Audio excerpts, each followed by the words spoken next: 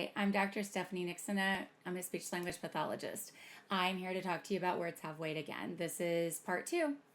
Patients, have you ever read a medical note about yourself and thought, who is this person? And talking about yourself, you are completely valid.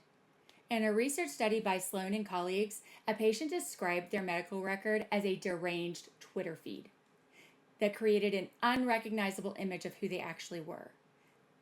This can happen with chart bias. It happens when one provider writes a subjective adjective like dramatic, anxious, histrionic, or saga, instead of focusing on your actual physical health. Davis 2021 noted the domino effect associated with it.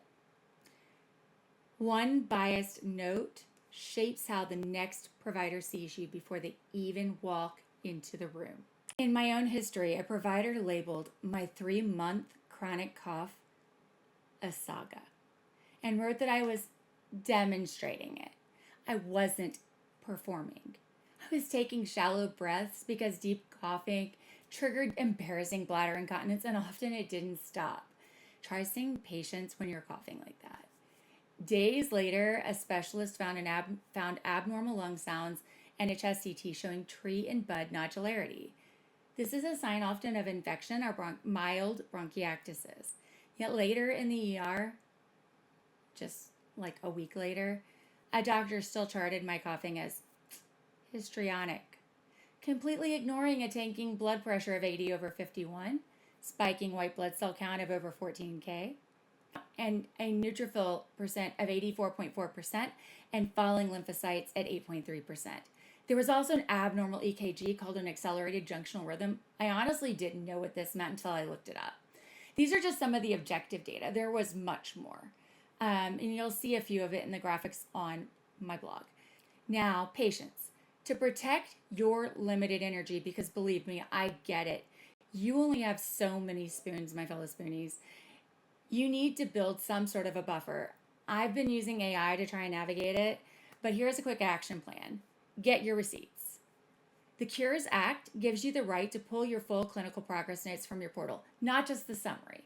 Honestly, the summary often is so many words. It can be 10 pages. It's just extra pages that goes file 13 for me. Audit the bias.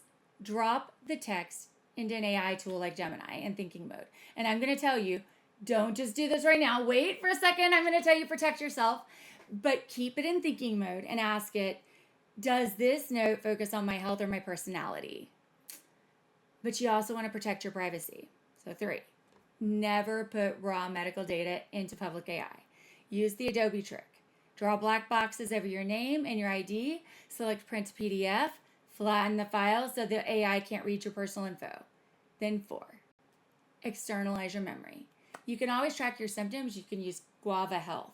It's an amazing app. I'll talk about it later. Tell me what questions you have. Google Health. It can also track your symptoms via conversational style. It comes out tomorrow. If you've been in the beta for Fitbit, Google Health Pro. Track those symptoms, your multi-year biometric trends on these apps, and to prove to providers your physical baseline shifts. Say something. You see this happen. Tell the provider, hey, you know what you said about me in that report? Didn't you tell me in the appointment this? Or I'm sorry, that didn't really fit what was going on with me.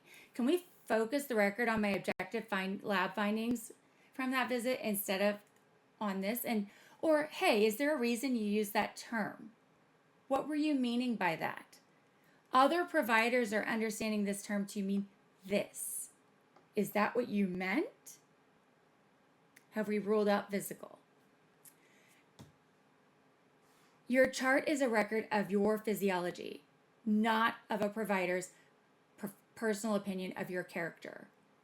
Follow the link to my blog for all the details. Thanks.